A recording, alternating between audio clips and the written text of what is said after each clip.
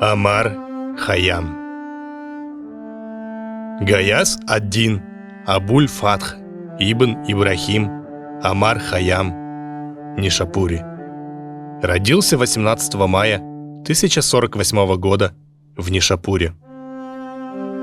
Нишапур, расположенный на востоке Ирана, в древней культурной провинции Хорасан, был ярмарочным городом для многих, даже отдаленных, провинций Ирана и Средней Азии, и для ближайших стран. Нишапур был один из главнейших культурных центров Ирана. С XI века в городе действовали школы среднего и высшего типа медресе. В Нишапуре прошли детские и юношеские годы Амара Хайяма. О его семье сведений не сохранилось.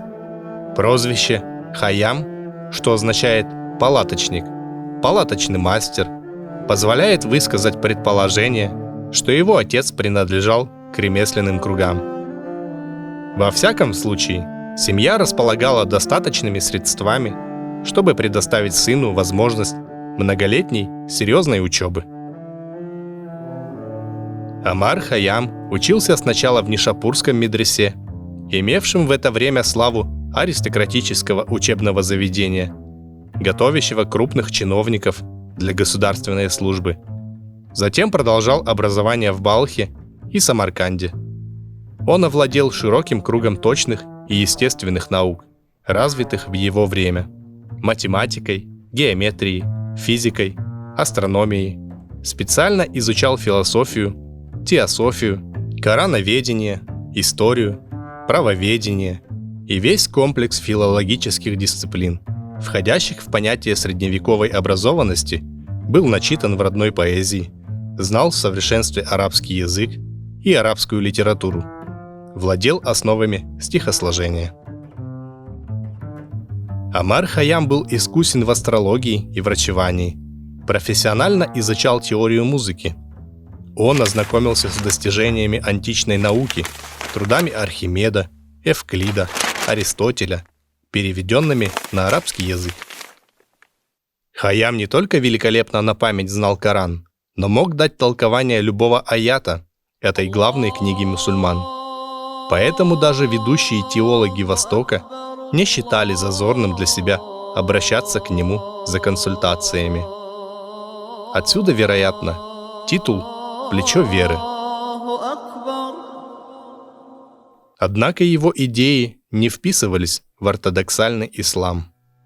Главным направлением его научных занятий становится математика. В 25 лет он делает свои первые научные открытия.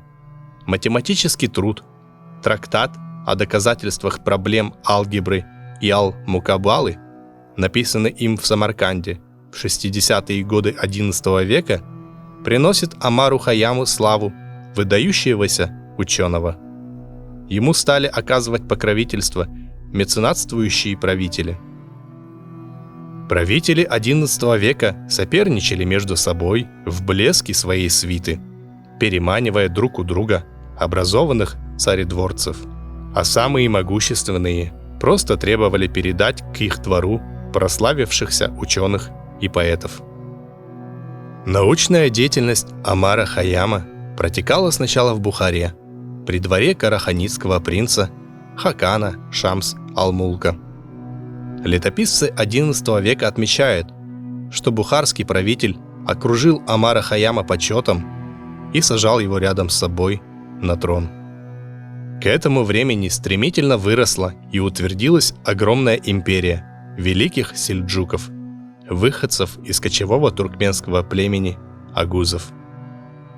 В 1055 году сельджукский полководец Тугулбек завоевал Багдад и объявил себя султаном, владыкою новой империи. Халиф окончательно утратил реальную власть, что имело большое значение для раскрытия сил, ознаменовавших эпоху замечательного культурного расцвета, которую называют Восточным Возрождением, предтечей Западного Ренессанса. В 1074 году Амар Хайям был приглашен на службу к царскому двору, к могущественному султану Малик-Шаху в город Исфахан. 1074 год стал знаменательной датой в жизни Омара Хайяма. Ею начался 20-летний период его особенно плодотворной научной деятельности, блестящий по достигнутым результатам. Город Исфахан был в это время столицей мощной сельджукской державы, простиравшейся от Средиземного моря на западе до границ Китая на востоке. Малик-Шах придал своему двору небывалое великолепие. Средневековые авторы красочно описывают роскошь дворцового убранства, пышные пиршества и городские празднества, царские забавы и охоты. При дворе Малик-Шаха был огромный штат придворных, кравчих, оруженосцев, привратников, стражей и большая группа поэтов-панегиристов во главе с одним из самых крупных однописцев XI века Муиззи. В годы правления султана Малик-Шаха Исфахан становится животрепещущим городом страны. Здесь рождаются и разрабатываются многие важные социально-административные и культурные реформы. Созидательная государственная деятельность и широкие просветительские преобразования, которыми отмечены эти десятилетия, характеризуемые историками как период наивысшего подъема сельджукского государства, были обязаны не султану Малик-Шаху, а визирю султана Низам ал-Мулку, образованнейшему человеку своего времени, обладавшему большим государственным талантом.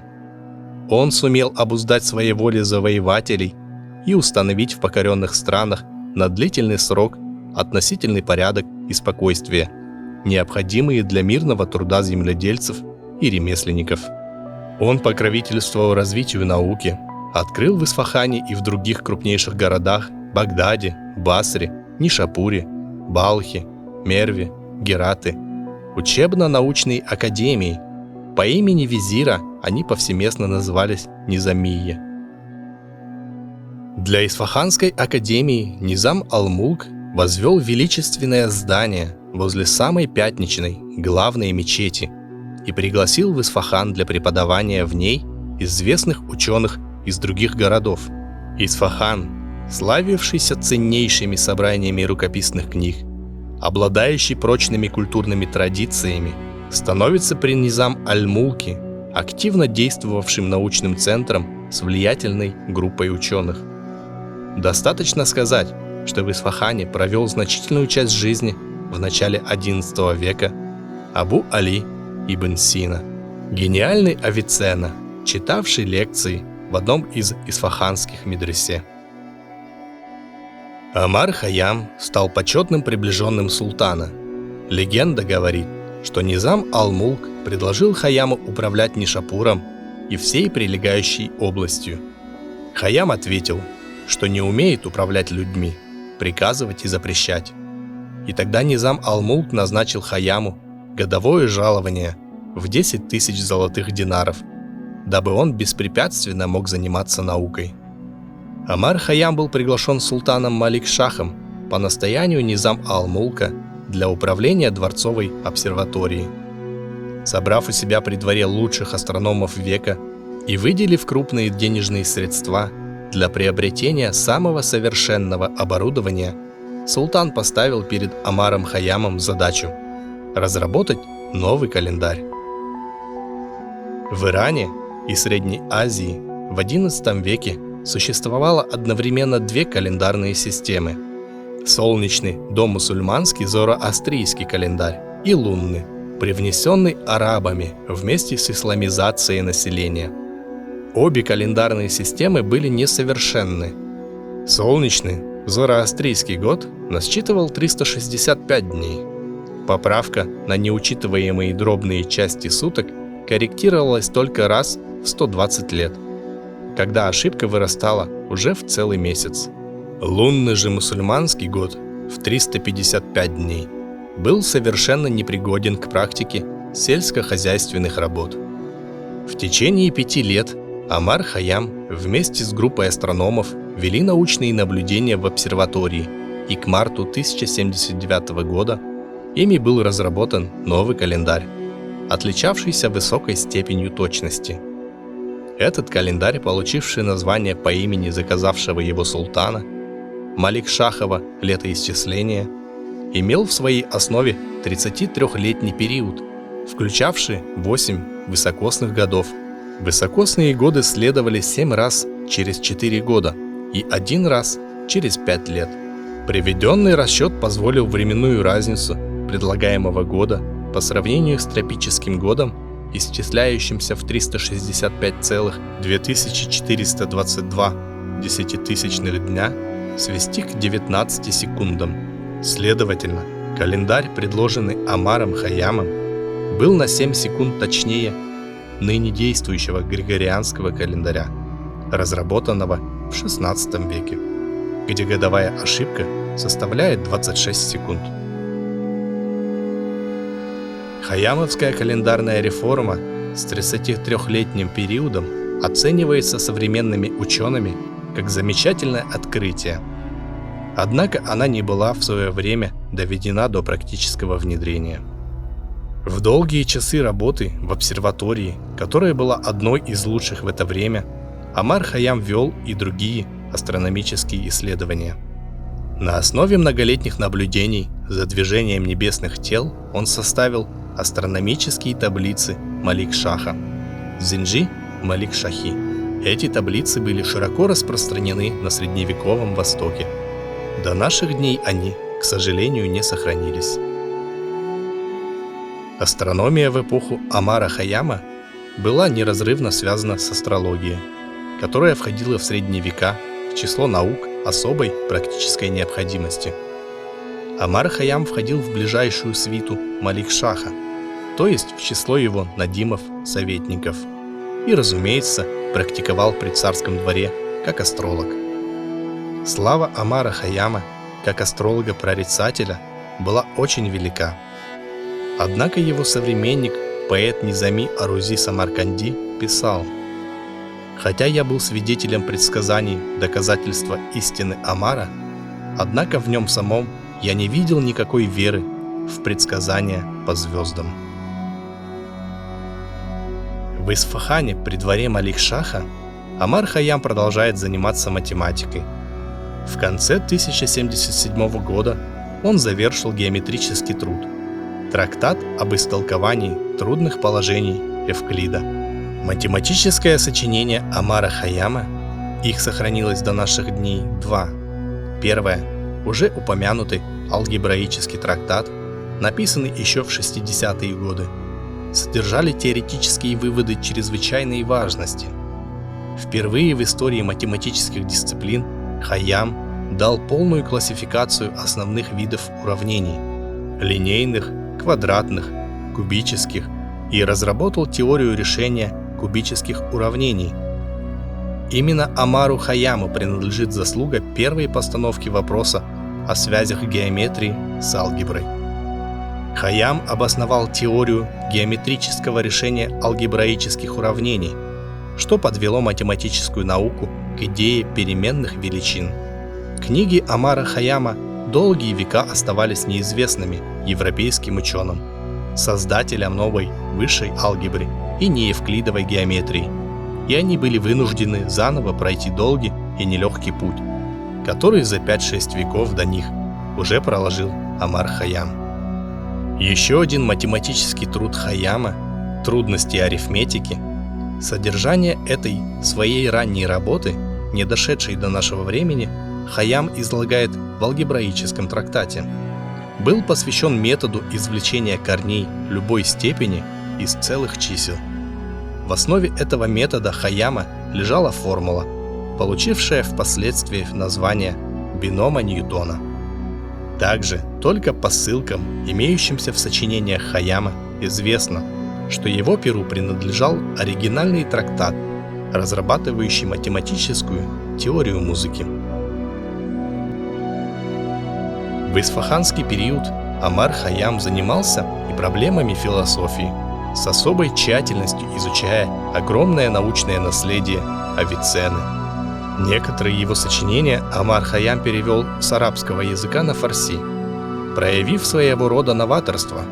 Роль языка науки играл в это время исключительно арабский язык. Увлекался он и сочинениями прославленного арабского поэта Абул-Аля Аль-Маари. К 1080 году относится первый философский трактат Омара Хайяма.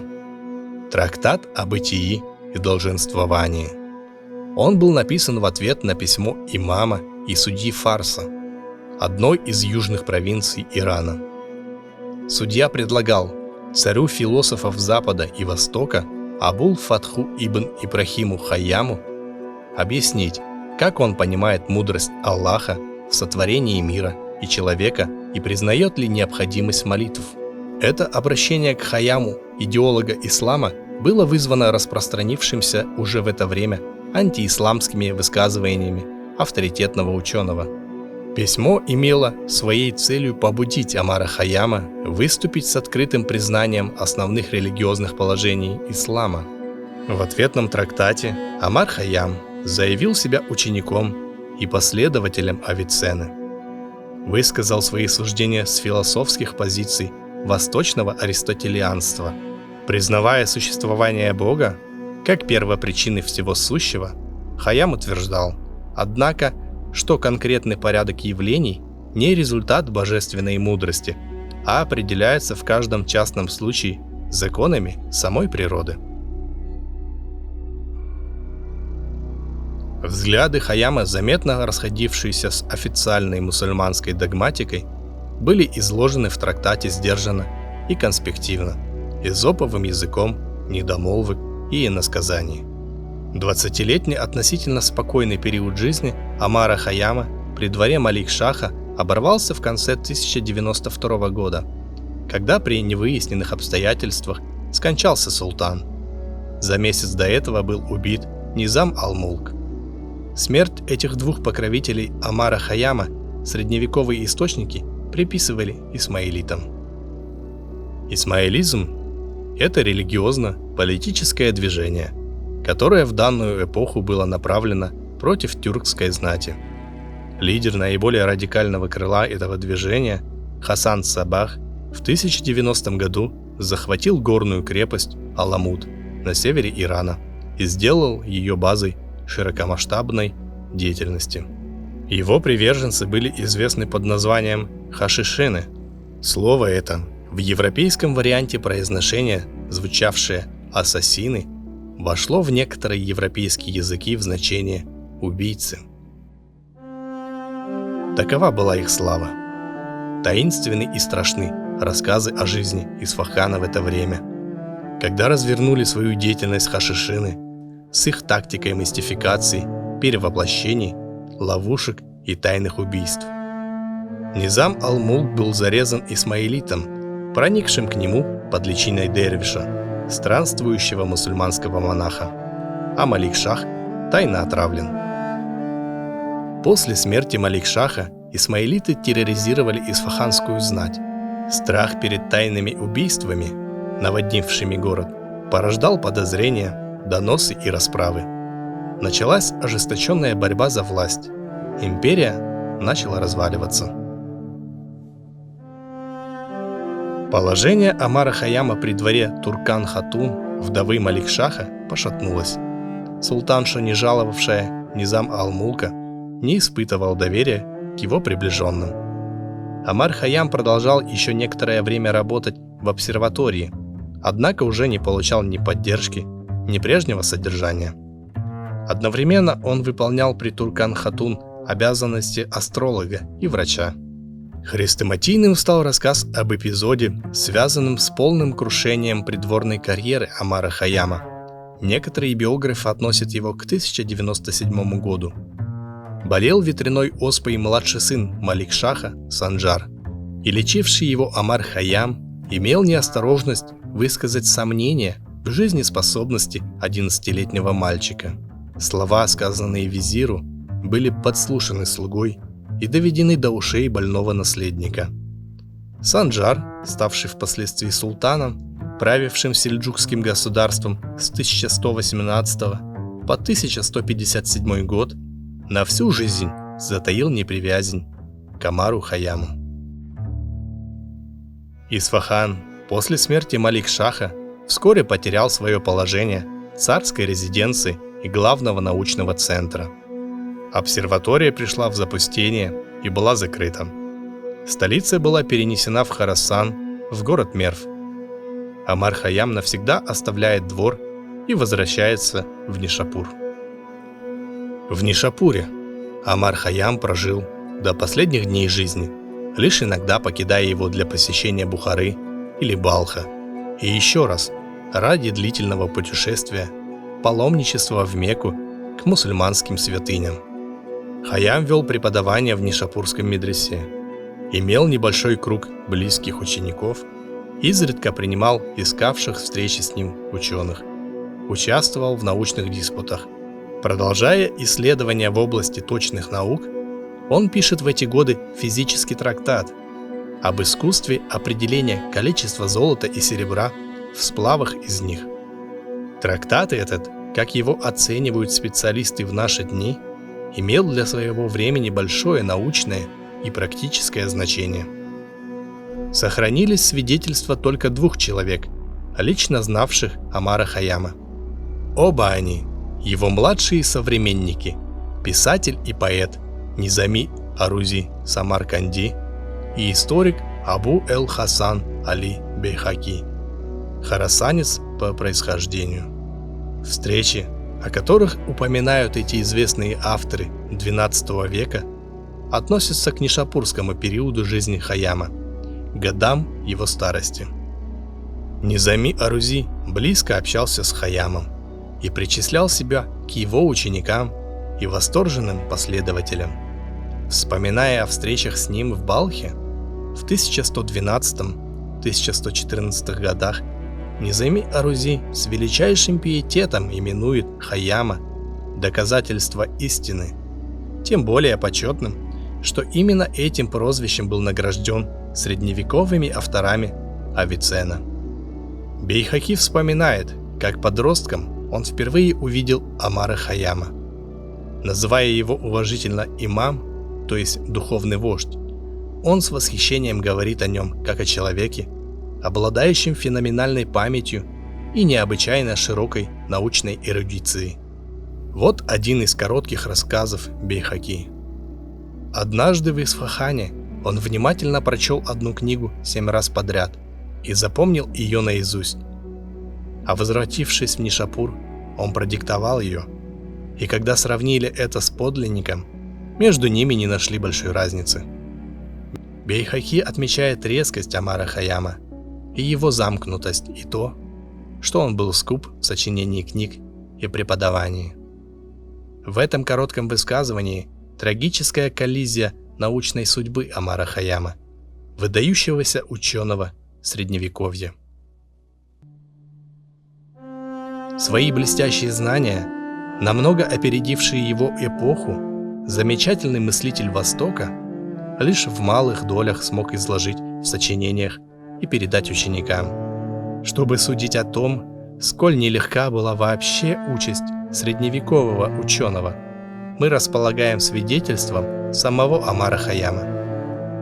В предисловии к алгебраическому трактату, написанному еще в молодые годы, Хайям отдает горькую дань памяти погибшим на его глазах светочем мысли от рук религиозных фанатиков при погроме Нишапурского медресе и говорит о почти неизбежной альтернативе, стоящей перед учеными его времени: либо путь нечестного приспособления, либо путь поругания.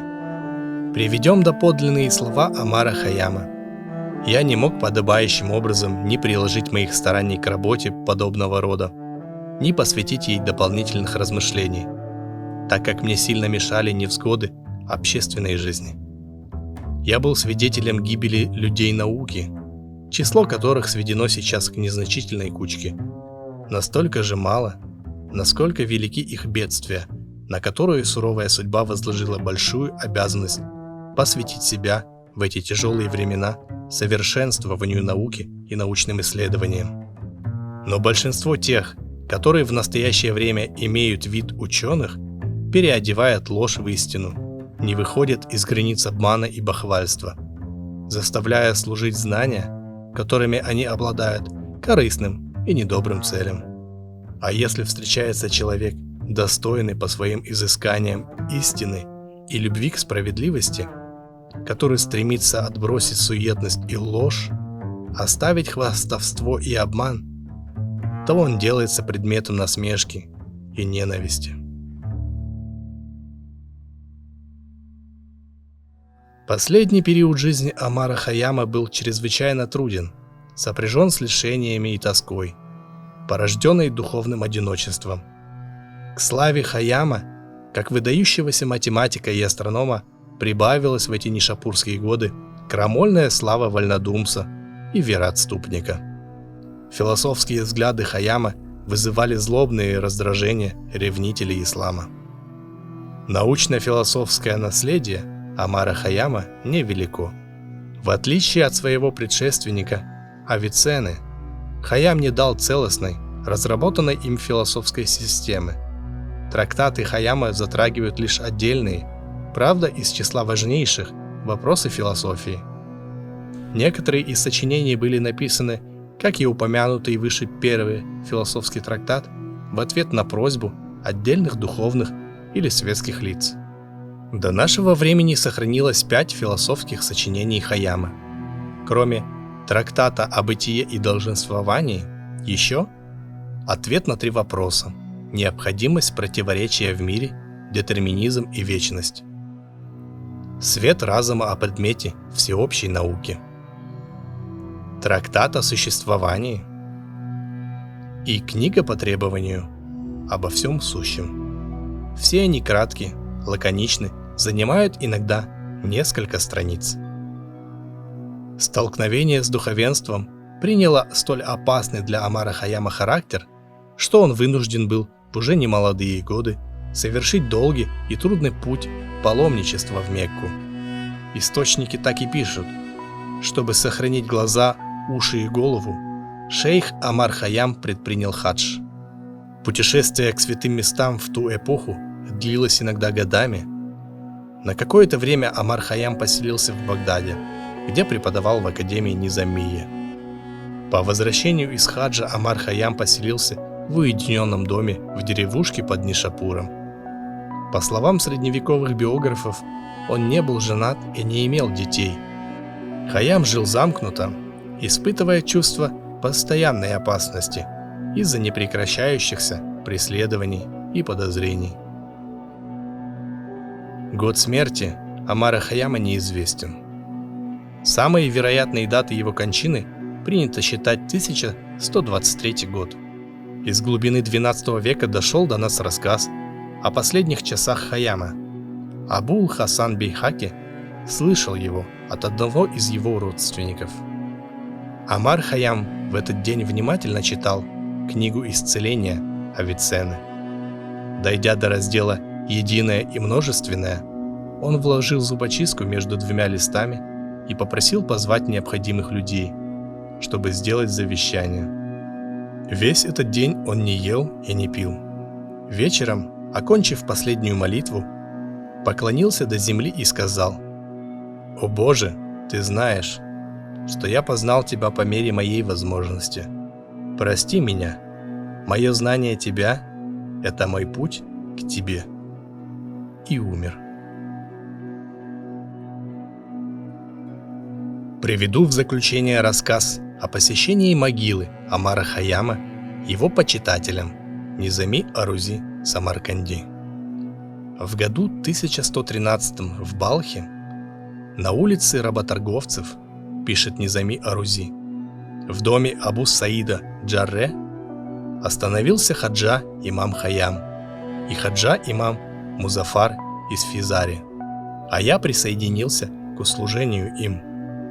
Во время трапезы я услышал, как доказательство истины, Омар сказал: «Могила моя будет расположена на таком месте, где каждую весну ветерок будет осыпать меня цветами». Меня эти слова удивили, но я знал, что такой человек не станет говорить пустых слов. Когда в году 1136 я приехал в Нишапур, прошло уже 4 года с тех пор, как тот великий закрыл лицо свое покрывалом земли и низкий мир осиротел без него. И для меня он был наставником. В пятницу я пошел поклониться его праху, взял с собой человека, чтобы указал мне его могилу. Он привел меня на кладбище Хайре. Я повернул налево, и у подножия стены, отгораживающей сад, увидел его могилу. Грушевые и абрикосовые деревья свешивались из сада, и, распростершие над могилой цветущие ветви, всю могилу его скрывали под цветами. И мне пришли на память те слова, что я слышал от него в Балхе.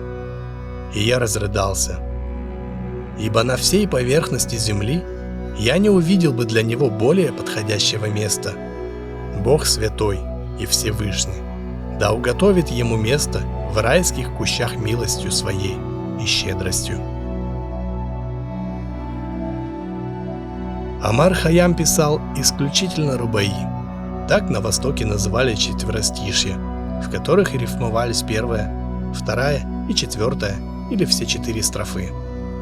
Он выгранил форму четверостишья как драгоценный камень. Как высказался Эдвард Фицджеральд, старик Хайям звенит, как настоящий металл. Когда создавал Омар Хайям свои четверостишья? Очевидно, в течение всей жизни до глубокой старости.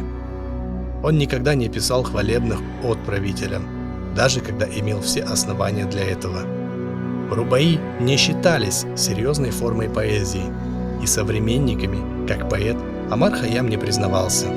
Едва ли сам Хайям придавал своим рубаи серьезное значение. Скорее всего, они возникали мимоходом, экспромтом.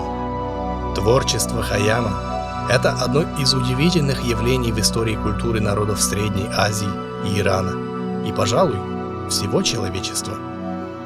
Если его труды принесли огромную пользу в развитии наук, то замечательные четверостишья до сих пор покоряют читателей своей предельной емкостью, лаконичностью, простотой изобразительных средств, гибким ритмом.